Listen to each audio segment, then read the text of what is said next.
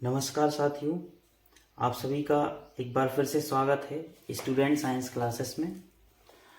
तो साथियों, आज क्लास 10th में जैसा कि आप देख पा रहे हैं चैप्टर नंबर है 9, जिसका नाम है त्रिकोणमिति के कुछ अनुप्रयोग। इस इंग्लिश में अपन कह सकते हैं कि सम एप्लीकेशंस ऑफ ट्रिग्नोमेट्री। तो जैसा कि आपको पता है, एक चैप्टर के अपने इस यूट्यूब चैनल में वीडियो डले हुए हैं, इसलिए अपन अब चैप्टर नंबर 9 को पढ़ने जा रहे हैं। तो त्रिकोणमिति यानी ट्रिग्नोमेट्री स्टार्ट कर चुके हैं। आपको हम डिस्क्रिप्शन बॉक्स में लिंक दे देंगे, आप उसमें विधिवत रूप से वो वीडियो देख सकते हैं। अब त्रिकोणमिति जब अपन पढ़ चुके हैं तो त्रिकोणमिति के कुछ अनुप्रयोग यानी कि उनके एप्लीकेशंस होते हैं, उनका यूज करना इस यूनिट में अपन सीखेंगे। ठीक है बेटा, तो ध्यान से देखिएगा। सबसे पहले इस यूनिट में कुछ बेसिक जानकारियां आपको पता होनी चाहिए, जिससे आप और अच्छे से क्लियर कर पाएंगे। तो यहाँ पर आपको दिख रहा है बेटा, एक हेडिंग है ऊंचाइयां एवं दूरियां। तो ऊंचाइयां एवं दूरियां, देखो ऊंचाई को अपन बोलते हैं बेटा हाइट, और दूरियों को क्या बोलेंगे अपन, डिस्टेंस। तो हाइट और डिस्टेंस में क्या रिलेशन है, इसको अपन समझेंगे। ज़्यादातर आप जानते हैं कि त्रिकोणमिति का पूरा कॉन्सेप्ट चलता है बेटा समकोण त्रिभुज पे। किस पे चलता है? समकोण त्रिभुज। समकोण त्रिभुज आप जानते हैं, जैसे बेटा ये क्या बना अपना, एक समकोण त्रिभुज। किस बेसिस पे आप कह पाएंगे कि ये समकोण त्रिभुज है? चूंकि क्या होता है कि समकोण त्रिभुज में जो एक कोण बनता है वो कितने का बनता है, 90 का। 90 अंश का कोण बनना चाहिए, तो ये 90 अंश का कोण हो गया। ये त्रिभुज का नाम दे देंगे हम ABC। तो ये आपका कौन सा त्रिभुज हो गया, समकोण त्रिभुज। तो यहाँ पर ये जो कोण B बन रहा है ये कितने का है बेटा, 90 डिग्री का, इसलिए इसे हम कौन सा त्रिभुज बोल पाएंगे, समकोण त्रिभुज। और यदि इस बिंदु A पर कोई एक कोण बन रहा है, तो अब इसमें आप ये कैसे जान पाएंगे कि कौन आधार है, कौन लंब है ना, या कौन कर्ण है? तो इसको जानने के लिए आपको एक बात ध्यान रखनी है। ध्यान रखिएगा बेटा, ये बात बहुत महत्वपूर्ण है, इसको आप नोट भी कर लीजिएगा कि जहां पर 90 का कोण बनता है, जहां पर 90 यानी 90 डिग्री का कोण बनता है,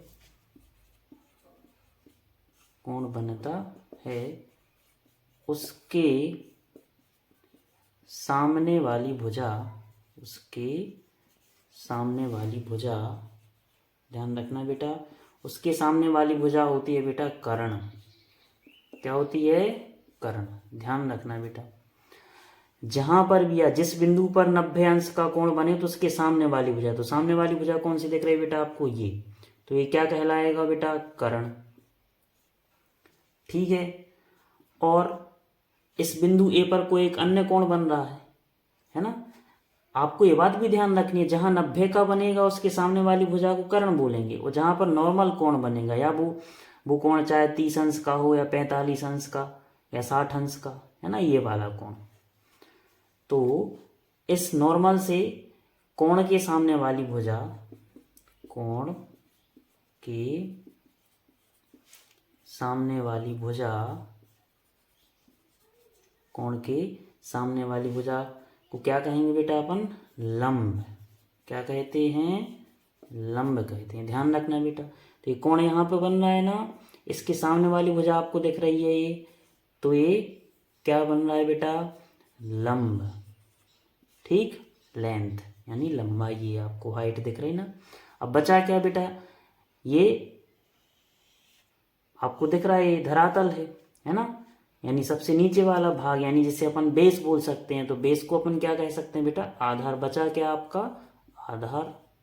तो हम इस प्रकार से कह सकते हैं कि जहां पर 90 अंश का कोण बनेगा उसके सामने वाली भुजा कर्ण होगी, और जहां पर नॉर्मल कोण बनेगा उसके सामने वाली भुजा लंब, और बचा क्या आपका, आधार। ठीक है ना बेटा। और आपको ये बात भी ध्यान रखनी है इस वीडियो में कि ये धरातल है अर्थात आधार है, और ये वाला जो बिंदु है B, इसे बोलेंगे हम पाद बिंदु। क्या बोलेंगे बेटा? पाद बिंदु। ध्यान रखना है आपको ये बात, ठीक है। अब जैसे हम आपके सामने एक कोण बना दें, एक उदाहरण के तौर पर। अब आप लोग बताइएगा इस वाले त्रिभुज में, जैसे एक हमने एक त्रिभुज ले लिया बेटा इस टाइप से, ये एक त्रिभुज ले लिया और यहाँ पर बन रहा है 90 अंश का कोण। कितने का बन रहा है? 90 डिग्री का, ठीक है। इसका नाम दे दे रहे हैं अपन ए, बी और ये हो गया सी। तो इस बिंदु सी पर 90 डिग्री का कोण बन रहा है और इस बिंदु ए पर कोई नॉर्मली सा, या बिंदु बी पर मान सकते एक नॉर्मली सा 30 अंश का कोण बन रहा है। अब आपको इस वाले चित्र में बताना है कि कौन कर्ण है, कौन लंब है, कौन आधार है। तो बेटा जैसा कि हमने आपको बताया कि जैसे ये 90 अंश का कोण बन रहा है, उसके सामने वाली भुजा क्या कहलाएगी? कर्ण। तो ये वाला पार्ट क्या हो जाएगा आपका? कर्ण। और जहां पर नॉर्मल सा कोण बनता है बेटा, उसके सामने वाली भुजा क्या होती है? अभी बताया था, क्या होती है? लंब। तो ये आपका क्या बनेगा? लंब। ध्यान रखना बेटा। अब बचा क्या? आधार। तो ये वाली भुजा हो जाएगी आधार। ये बात आपको ध्यान रखनी है, ठीक है बेटा।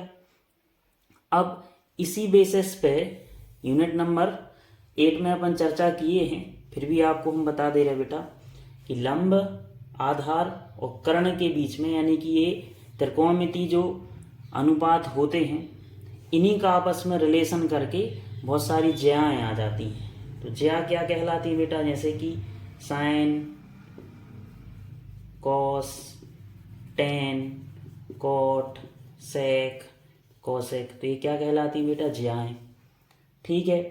अब यदि इनको आप याद रखना चाहते हैं तो किस प्रकार से रखते हैं? जैसे कि एक ट्रिक चलती है, आप सभी जानते हैं, जैसे ये हो गया लंब बेटा, ये हो गया आपका कर्ण। ए मतलब हो गया आधार, के मतलब हो गया कर्ण, एल मतलब हो गया लंब और ए मतलब क्या हो गया? आधार। लंब बटे कर्ण, आधार बटे कर्ण और लंब बटे आधार। तो अभी याद कैसे रखेंगे देखिएगा। यहाँ आपको क्या लिख लेना है? साइन, यहाँ कॉस और यहाँ पर क्या लिख लेना है? टेन। बड़ा सिंपल है, साइन कॉस टेन। तो साइन का फार्मूला क्या बना बेटा? लंब बटे कर्ण। कॉस का क्या में बन गया? आधार बटे कर्ण। और टेन का फार्मूला क्या बन गया? लंब बटे आधार। ये आपको याद रखना है। और आप ये भी जानते हैं कि बेटा साइन का उल्टा क्या होता है? कॉसेक। तो ये कॉसेक का फार्मूला बन गया। कॉस का उल्टा क्या होता है बेटा? सेक। और टेन का उल्टा क्या होता है? कॉट। ये आपको याद रखना है। तो देखो कॉसेक का फार्मूला क्या बन जाएगा यहाँ पर? कर्ण बटे लंब। सेक का क्या बन जाएगा? कर्ण बटे आधार। कॉट का क्या बन जाएगा? आधार बटे लंब। कुछ नहीं करना, बस उल्टा करते जाना है, आपको सब कुछ याद रहेगा। अब इन त्रिकोणमिति अनुपातों में आपको बेटा कोणों वाली तालिका याद होनी चाहिए कि साइन 30 का मान कितना होता है, कॉस 45 का मान कितना होता है। ये हम आपको 8 चैप्टर में बता चुके हैं, आप देख लीजिएगा। अब आगे बढ़ते हैं बेटा। अब आ जाते हैं अपन बुक पे, पेज नंबर 217 पर। तो पेज नंबर 217 में आप देखेंगे हेडिंग है बेटा ऊंचाइयां एवं दूरियां। तो इस वाले में आपको दिख रहा होगा, एक चित्र दिख रहा है बेटा, थोड़ा क्लियर नहीं दिख रहा है बट आप देख पा रहे होंगे अपनी बुक में। जैसे ये समकोण त्रिभुज दिख रहा है, आपको दिख रहा है बेटा ये समकोण त्रिभुज, ये सबको दिख रहा होगा। ये क्या है? एक समकोण त्रिभुज है। अब यहां पर कोण कितने का बन रहा है बेटा? 90 डिग्री का। और आप कहाँ खड़े हैं? यहाँ पर आप बिंदु ए पर खड़े हैं। ये आपकी स्थिति ये है बेटा, और बिंदु सी है, यानी ये जो बी सी दिख रहा है इसको आप कुछ भी मान लो। जैसे अपन ने मान लिया बी सी क्या है बेटा? एक मीनार है, ठीक है। और इस मीनार का शीर्ष बिंदु क्या दिख रहा है बेटा आपको? शीर्ष। ये जो मीनार का शीर्ष दिख रहा है इसको हम किससे प्रदर्शित कर रहे हैं? सी से। तो जब आप बिंदु ए पर खड़े हैं बेटा, ध्यान से सुनना, तो बिंदु ए से आप बिंदु सी को कैसे देखेंगे? सर ऊपर करके देखेंगे कि नहीं देखेंगे? तो आपके नेत्र से यानी आपकी आंख से इस मीनार के शीर्ष से ये जो काल्पनिक रेखा खिंच रही है बेटा, यानी आप यहाँ से देख रहे हैं अपने नेत्रों से और इस बिंदु सी को देख रहे हैं, तो ये जो रेखा खिंच गई है इसको हम क्या बोलेंगे बेटा? दृष्टि रेखा। क्या बोलेंगे? दृष्टि रेखा। ठीक है बेटा। तो जब आप नीचे से ऊपर की ओर देखेंगे और तब यहाँ पर दृष्टि रेखा से इस आधार पर, दृष्टि रेखा से इस आधार पर जो आपको कोण मिलेगा बेटा, यहाँ पर ए बिंदु ए पर जो आपको कोण मिलेगा, कोई सा भी कोण हो, उसको अपन क्या बोलेंगे? उन्नयन कोण। कौन सा कोण बोलेंगे बेटा? उन्नयन कोण, या इसे उन्नत कोण भी बोलते हैं। इंग्लिश में बोल सकते हैं एंगल ऑफ एलिवेशन। क्या बोल सकते हैं बेटा इसको? Angle of elevation. ठीक है बेटा। अब यहां पर नभ्यांश का कोण बन रहा है, तो नभ्यांश के सामने वाली भुजा को क्या बोल सकते हैं आप बेटा? कर्ण। ठीक है। और यहाँ पर उन्नयन कोण बन रहा है, तो इस नॉर्मल से कोण के सामने वाली भुजा क्या कहलाएगी? आपका लंब। बचा क्या बेटा? आधार, यानी बेस। ये आपका आधार हो गया। ठीक है, आप समझ गए होंगे। तो आपको ध्यान रखना है बेटा कि जब वस्तु आंख की क्षैतिज रेखा के ऊपर हो तो उसे देखने के प्रक्रम में हमारी दृष्टि रेखा जिस कोण से ऊपर की ओर मुड़ जाती है, हमारी दृष्टि रेखा जिस कोण से ऊपर की ओर मुड़ जाती है, उसे कौन सा कोण बोलेंगे? उन्नत कोण या उन्नयन कोण। ध्यान रखना बेटा, उन्नयन कोण हमेशा नीचे से कहाँ बनेगा? ऊपर की ओर। ठीक है, तो ये उन्नयन कोण हो गया, एंगल ऑफ एलिवेशन। ठीक है बेटा। अब हम आते हैं, पेज पलटेंगे तो यहाँ पर आप देख रहे होंगे एक चित्र दिख रहा है आपको, ध्यान से देखिएगा। जैसे यह एक बालक खड़ा हुआ है, देख पा रहे होंगे आप यहाँ पर, है ना। और ये हो गया धरातल, ये है ना। और यहाँ पर एक बालक खड़ा है और यहाँ पर मान के चलो ये रखिए क्या, एक वस्तु या फुटबॉल मान लीजिए आप। तो यहाँ पर ये बालक जो है इस फुटबॉल को देख रहा है, तो इसके नेत्र से इस वस्तु तक यानी फुटबॉल तक की ये जो लाइन खिंच गई, इसको हम क्या बोलेंगे बेटा? दृष्टि रेखा। क्या बोलेंगे? दृष्टि रेखा। अब इस दृष्टि रेखा से आप देखें, और यदि इस बालक के सामने कोई एक काल्पनिक रेखा खींच दी जाए, बिल्कुल सीधी रेखा, जिसे हम क्या नाम दे रहे हैं? क्षैतिज रेखा। तो क्षैतिज रेखा और दृष्टि रेखा, क्षैतिज रेखा और दृष्टि रेखा से जो कोण बनेगा बेटा यहाँ पर, उसे हम क्या बोलेंगे? अवनमन कोण या अवनत कोण, या इंग्लिश में बोल सकते हैं आप इसे angle of depression. Angle of depression. ठीक है बेटा। तो आपको ध्यान रखना है कि अवनमन कोण हमेशा ऊपर से नीचे की ओर बनेगा। अब अवनमन कोण क्या केवल यहीं बन रहा है? तो ऐसा नहीं है। आप जानते हैं, जैसे मानकर चलिए हमने ये दो समांतर रेखाएं खींच दी, ये, और इन दो समांतर रेखाओं के बीच में कोई एक हमने एक तिर्यक रेखा खींच दी। तो आप क्लास 6 या 7 में पढ़े होंगे बेटा कि जब दो समांतर रेखाओं के बीच में कोई एक तिर्यक रेखा खींच दी जाए तो यहाँ पर जो कोण बनते हैं, यानी ये वाला कोण और ये वाले कोण, ये कोण और ये कोण कैसे होते हैं? समान होते हैं बेटा, आपको दिख रहा होगा। और इन कोण को क्या बोलते हैं हम? एकांतर कोण। कौन सा कोण बोलते हैं? एकांतर कोण। देखो आप, एकांतर कोण की पहचान क्या होती है बेटा? जेड जैसे दिख रहा होगा आपको, देखो ये जेड बना हुआ दिख रहा है ना।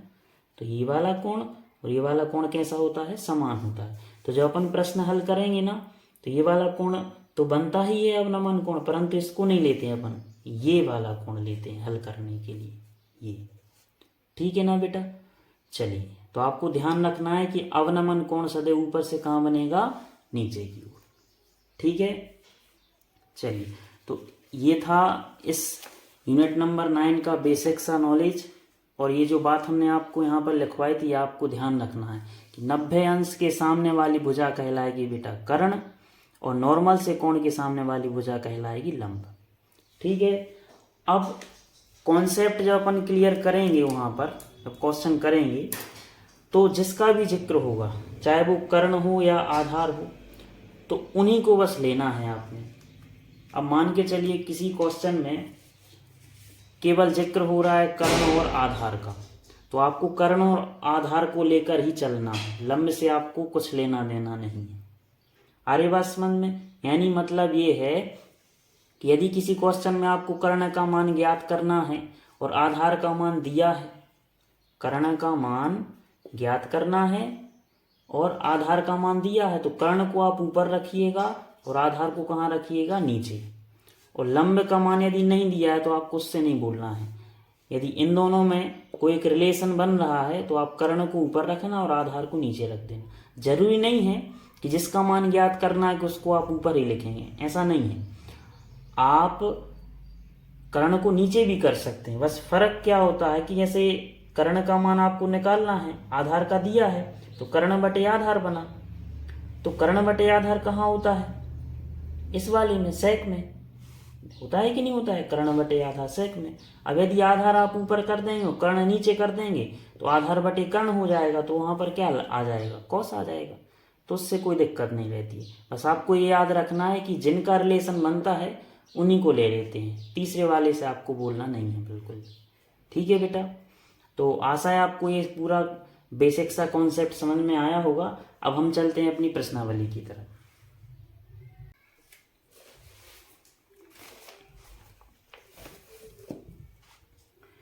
चलिए, तो अब हम आते हैं बेटा, एक्सरसाइज है 9.1। एक्सरसाइज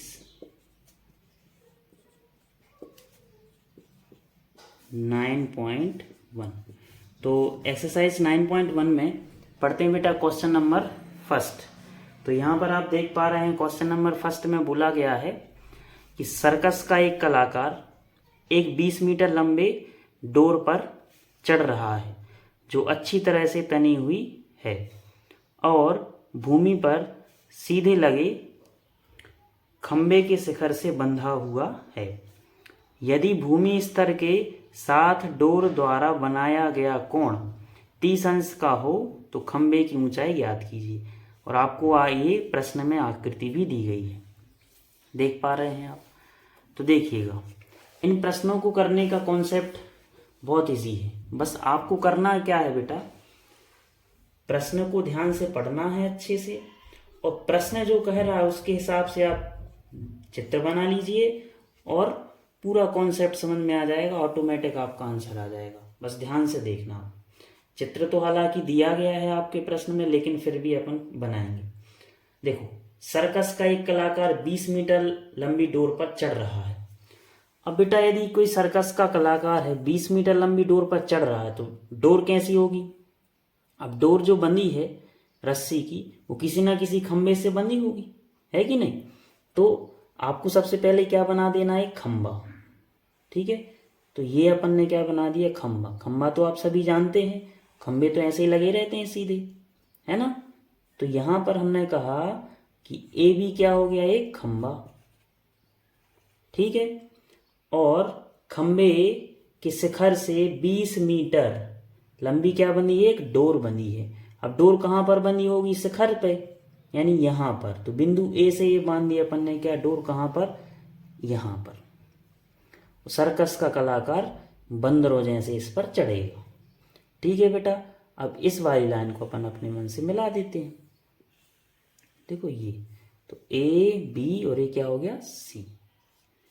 तो सर्कस का जो कलाकार है 20 मीटर लंबी डोर पर क्या है? चढ़ रहा है। तो यहां से चढ़ना प्रारंभ करेगा इस 20 मीटर लंबी डोर पर। तो ये कितने मीटर लंबी है बेटा? 20 मीटर लंबी ये डोर पर एक सर्कस का कलाकार चढ़ रहा है जो भूमि से बनी हुई है। आपके प्रश्न में आपको दिया गया है ये सब। और भूमि स्तर के साथ, भूमि स्तर यानी कि ये वाला, तो भूमि स्तर के साथ डोर द्वारा बनाया गया कोण कितना है बेटा 30 अंश, 30 डिग्री का यहाँ पर बन रहा है एक कोण। आपको चित्र में दिख रहा होगा बेटा 30 अंश का क्या बन रहा है एक कोण। तो आपको क्या निकालना है बेटा खंबे की ऊंचाई, यानी ये भी क्या था अपना बेटा खंबा, तो इस खंबे की ऊंचाई आपने ज्ञात करनी है। तो खंबे की ऊंचाई तो दी नहीं है, अब जब दी नहीं है तो इसको अपन कुछ भी मान सकते हैं। अपन ने मान लिया कि खंबे की ऊंचाई क्या है h मीटर है, ठीक है। तो सबसे पहले बेटा यही लिख ले रहे हैं अपन, माना कि खंबे की ऊंचाई, माना कि खंबे की ऊंचाई कितनी है h मीटर है। तो ये जो मान आपको दिया नहीं है वो अपन ने मान लिया है। तो आपको खंबे की ऊंचाई आपने कितनी लेनी है h मीटर लेनी है, और तो कुछ दिया नहीं गया है प्रश्न में, बस इतना सा कॉन्सेप्ट है, ध्यान से देखिएगा। जैसा कि अभी हमने आपको बताया बेटा कि आप देख पा रहे हैं कि ये खंबा कैसा है बेटा, बिल्कुल सीधा लगा है पृथ्वी तल से, और 30 अंश का यहाँ कोण बन रहा है। तो ये बात तो आप जानते हैं कि खंबा बिल्कुल परपेंडिकुलर होता है, यानी बिल्कुल लंबवत होता है, यानी सीधा जहाँ पर कोई भी भुजा रहेगी बेटा तो वहाँ पर कितने का कोण बनेगा 90 डिग्री का। ये तो स्वाभाविक सी बात है, ये कोण कितने का बनने वाला है 90 डिग्री का, ठीक है। जैसा कि हमने आपको बताया था कि जहाँ पर 90 का कोण बनता है उसके सामने वाली भुजा, तो इसके सामने वाली भुजा है बेटा ये, तो इसके सामने वाली भुजा क्या कहलाती है कर्ण। तो ये कौन सी भुजा हो गई बेटा कर्ण। और जहाँ पर नॉर्मल से कोण बनते हैं उसके सामने वाली भुजा कौन सी हो गई ये वाली। तो कोण के सामने वाली भुजा क्या होती है लंब, ये बात आपको हम बता चुके हैं। अब बचा क्या बेटा आपका आधार बेस बचा। तो आपको समझ में आ गया होगा बेटा कि 20 मीटर आपको मान दिया है और h मीटर आपको ये निकालना है। तो रिलेशन किसका बन रहा है लंब का बन रहा है और कर्ण का, आधार से तो कोई लेना देना है नहीं, सही बात है ना। तो आपको लंब और कर्ण लेकर चलना है।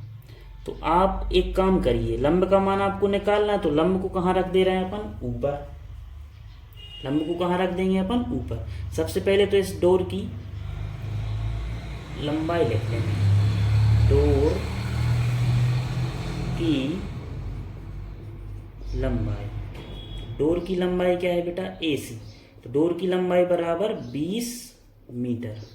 तो यहाँ पर फिर से अपन बात कहेंगे बेटा कि लंब का मान ज्ञात करना है और कर्ण का मान आपको दिया गया, तो रिलेशन बन रहा है लंब और कर्ण में। तो आप एक काम करिए, लंब का मान जो आपको ज्ञात करना है उसको आप लिख लो ऊपर, नीचे भी कर सकते हैं हालांकि दिक्कत नहीं है, और कर्ण को कहाँ लिख लो आप नीचे ये। तो आप ये अंदाजा लगा बेटा कि लंब और कर्ण कहाँ पर रहता है। जैसे अपन एक ट्रिक लिखे थे अभी इस टाइप से लिखे थे कि नहीं, तो लंब बटे कर्ण कहाँ होता है बेटा, देखो L फॉर लंब हो गया, K फॉर कर्ण हो गया। तो लंब बटे कर्ण कहाँ होता है साइन में, होता है कि नहीं, ये साइन है, ये कॉस है और ये टेन है। तो यहाँ बराबर में क्या आ जाएगा आपका साइन थीटा, ये आपको जया मिल गई साइन, है कि नहीं, बड़ा सिंपल सा है, कोई दिक्कत नहीं है। तो इसलिए हम इसलिए हम कह सकते हैं कि साइन थीटा बराबर लंब बटे कर्ण, क्योंकि इन दोनों का रिलेशन बन रहा था। तो लंब को ऊपर रखा, कर्ण को नीचे रख दिया इस वाले त्रिभुज में। देखिएगा साइन जो कहते हैं लिखा थीटा, तो थीटा का मान यहाँ पर कितना है बेटा 30 डिग्री, 30 अंश का कोण बन रहा है, 90 का तो बन ही रहा था पहले से, ये वाला कोण लेना है आपको। बराबर के नीचे बराबर लंब, लंब का मान कितना है बेटा यहाँ पर, ये आपको लंब दिख रहा है ये h मीटर जो कि आपको ज्ञात करना है, तो h ज्यों का त्यों लिखा। कर्ण, तो कर्ण वाली भुजा है आपकी AC, तो AC का मान कितना है यहाँ पर 20 मीटर 20, ये लिखा। अब आपको बेटा साइन 30 का मान याद होना चाहिए, तो साइन 30 का मान कितना होता है 1/2 बराबर h अपॉन में 20। बस h का मान निकालना है, तो अपन क्या करने बेटा क्रॉस मल्टीप्लाई, तिर्यक गुणा करने पर, तिर्यक गुणा करेंगे तो यहाँ पर क्या हो जाएगा 2 का h में गुणा हो जाएगा, तो कितना आ जाएगा 2h बराबर 20 का 1 में होगा तो क्या आएगा 20, या h इज इक्वल टू में 20। अभी ये 2 गुणाम है, जब इस तरफ आएंगे तो आ जाएंगे भाग में, 2 10 जा 20। तो h बराबर आपको क्या मिल गया बेटा 10 मीटर। ये आपका आंसर आ गया। तो हम कह सकते हैं अतः इस खंबे की ऊंचाई कितनी होगी बेटा 10 मीटर। बस। तो बड़ा सिंपल सा क्वेश्चन है, आपको समझ में आया होगा। ठीक है। तो अब हम आते हैं 9.1 एक्सरसाइज में क्वेश्चन नंबर 2। तो क्वेश्चन नंबर 2 आपको बहुत अच्छे से पढ़ लेना है। तो केवल पढ़ना अकेला नहीं, आपको प्रश्न को समझना भी है कि प्रश्न कह क्या रहा है। ध्यान से सुनिएगा। आंधी आने से एक पेड़ टूट जाता है और टूटा हुआ भाग इस तरह मुड़ जाता है कि पेड़ का शिखर जमीन को छूने लगता है और इसके साथ 30 अंश का कोण बनाता है।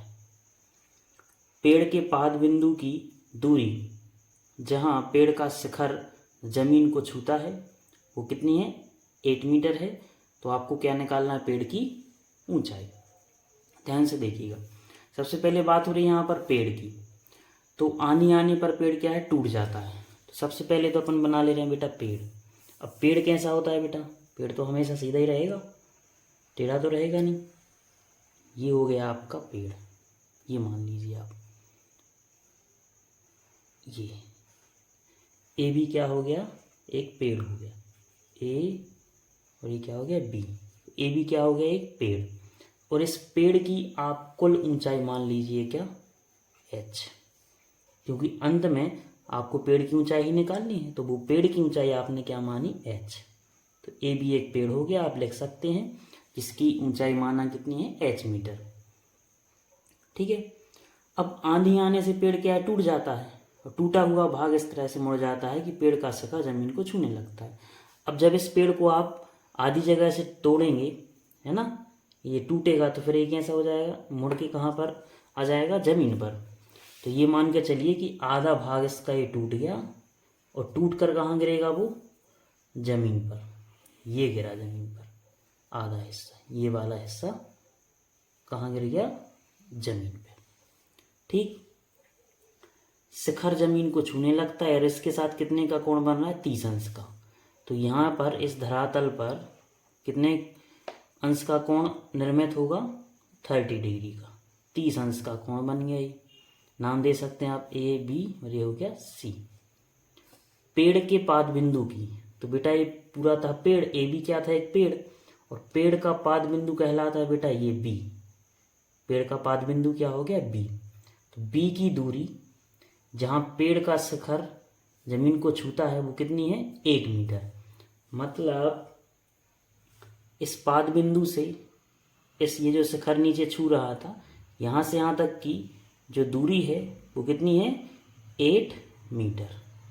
यहाँ पर आपको 8 मीटर लिख देना है। तो आपको क्या निकालना है पेड़ की ऊंचाई। बस इतना सा है ये प्रश्न। तो ध्यान से देखिएगा। सबसे पहले तो आप पेड़ को कुछ मान लें, जो आपने माना है ना वो अपन लिख ले रहे हैं। तो यहाँ क्या लिखेंगे माना कि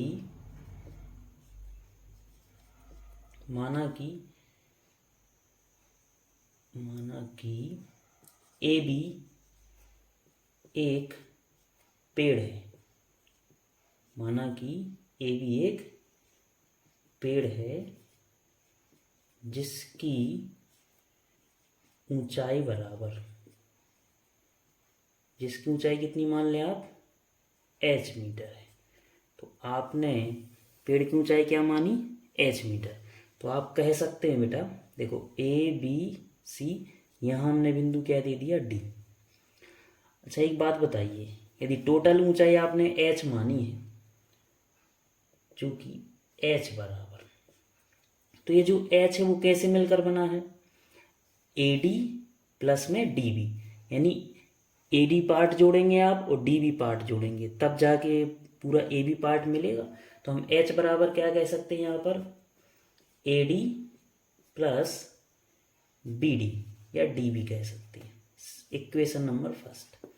यानी कि यदि आपको पूरे पेड़ की ऊंचाई याद करनी है तो आपको पहले ये वाली दूरी याद होनी चाहिए, फिर ये वाली दूरी और ये वाली दूरी को क्या कर देंगे आप जोड़ देंगे तो आपको क्या मिल जाएगी पेड़ की ऊंचाई। यानी आपका टारगेट अब ये है यानी कि आपको AD का मान निकालना है और BD का, दोनों मान को आप जोड़ देंगे तो आपको पेड़ की ऊंचाई मिल जाएगी। ठीक है ना बेटा। अब ध्यान से देखिएगा, तो आपका सबसे पहला टारगेट रहेगा कि आप DB का मान निकालें, ये वाला। क्यों? क्योंकि एक बात है यहाँ पर, क्या है कि जब ये हिस्सा टूटा था तो यही हिस्सा तो गिरा ना नीचे, झुक कर ऐसे मुड़कर यहाँ गिर गया। मतलब ये वाली दूरी और ये वाली दूरी कैसी होगी? समान होगी। बोलो होगी कि नहीं होगी? यानी कि AD का मान किसके बराबर होगा? CD के। तो हम कह सकते हैं यहाँ AD बराबर CD, इक्वेशन नंबर 2। यानी कि यदि आप CD का मान निकाल लेंगे तो वही काय का मान होगा? आपका AD का मान। बात तो एक ही है। ठीक है ना बेटा। तो सबसे पहले आप ये वाला मान निकाल लीजिए, ये। तो अच्छा, एक बात आपको पता है कि AB क्या था? एक पेड़। तो पेड़ तो पूरा लंबवत होता है, यानी यहाँ पर कितने का कोण बनेगा? 90 का। बनेगा कि नहीं बनेगा? और 90 अंश के सामने वाली भुजा क्या होती है बेटा? ये वाली भुजा क्या होती है? हम आपको पहले बता चुके हैं, ये होती है बेटा कर्ण। और कोण के सामने वाली भुजा ये क्या होती है? लंब। तो ये आपका क्या है बेटा? लंब। अब कनेक्शन किस किस का बन रहा है, रिलेशन किस किस का बन रहा है, वो देख लो आप। यानी कि लंब ये हो गया, कर्ण ये हो गया, आधार बचा ये क्या बन गया? अपना आधार। तो आपके पास मान कौन कौन से हैं? आधार का मान बस है, और ये वाली भुजा का मान अपन पहले निकाल रहे हैं बेटा।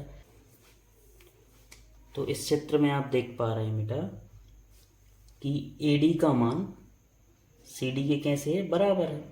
तो आपको करना क्या है कि आपको ये वाला मान पहले निकाल लेना है। BD का मान निकाल ले रहे हैं, फिर निकाल लेंगे AD का, और इस वाले मान को और इस वाले मान को जोड़ देंगे तो टोटल पेड़ की ऊंचाई निकाल आएगी, है कि नहीं? तो पहले हम क्या निकालेंगे? इस BD का मान।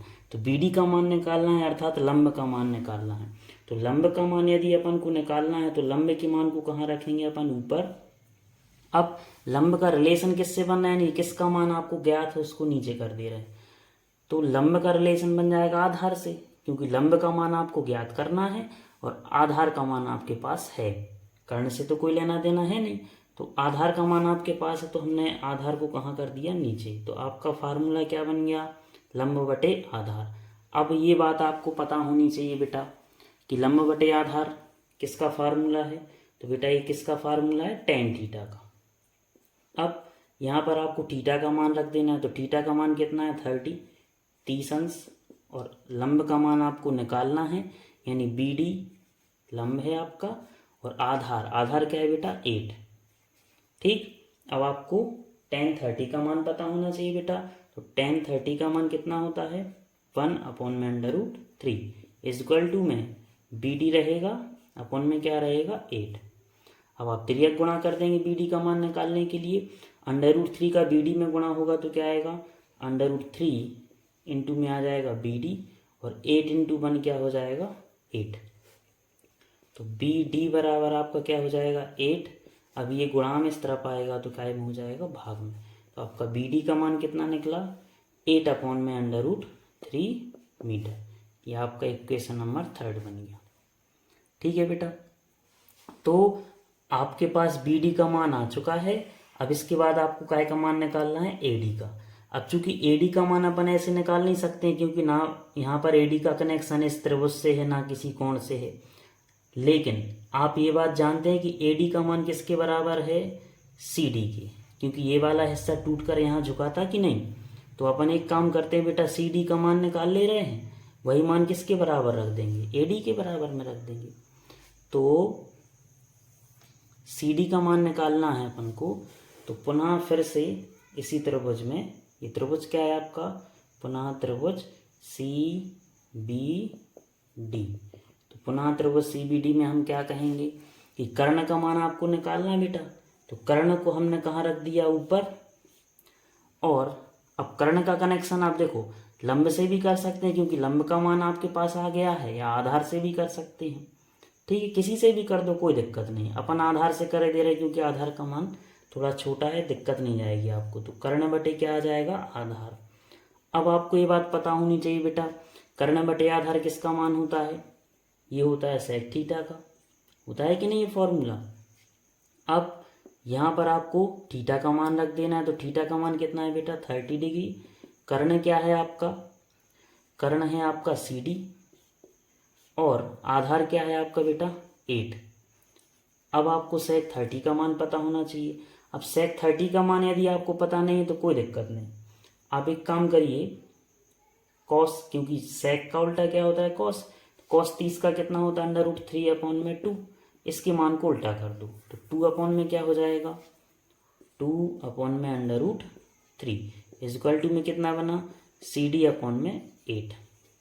त्रियक गुणा कर दो बेटा, तो √3 इंटू CD इक्वल टू में 8 इंटू 2 क्या हो जाएगा 16, तो CD इक्वल टू में क्या आ जाएगा 16/√3 मीटर।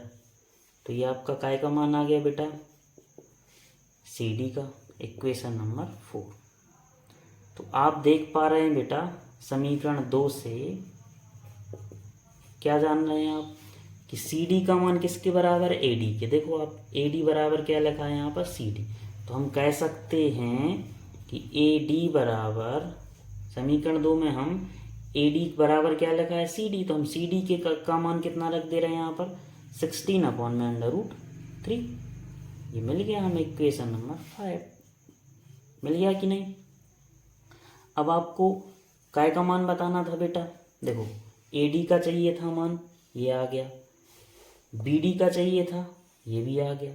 अब आपको निकालना क्या था, टोटल पेड़ की ऊंचाई। तो पेड़ की ऊंचाई क्या मानी थी आपने, H, ये दिख रही है आपको बेटा, ये मानी थी ना आपने। तो हम यहाँ कह सकते हैं अतः पेड़ की ऊंचाई, तो अतः पेड़ की ऊंचाई H बराबर क्या हो जाएगा, AD प्लस BD।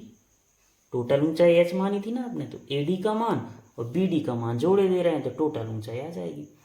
तो आप देख पा रहे हैं AD का मान कितना है आपके पास 16/√3 प्लस, और BD का मान कितना है आपके पास 8/√3। अब चूंकि इनके बेटा आधार समान है तो इनका LCM आएगा √3, 16 में ये 8 प्लस हो जाएंगे तो कितना आ जाएगा 24/√3। तो ये आपका क्या आ गया बेटा आंसर। हालांकि आप इसका परिमेयकरण भी कह सकते हैं और सरल बना सकते हैं, ठीक है, ये आपका आंसर है। तो हम कह सकते हैं अतः पेड़ की टोटल ऊंचाई कितनी आएगी 24/√3। आशा है आप सबको ये क्वेश्चन समझ में आए होंगे। Thank you.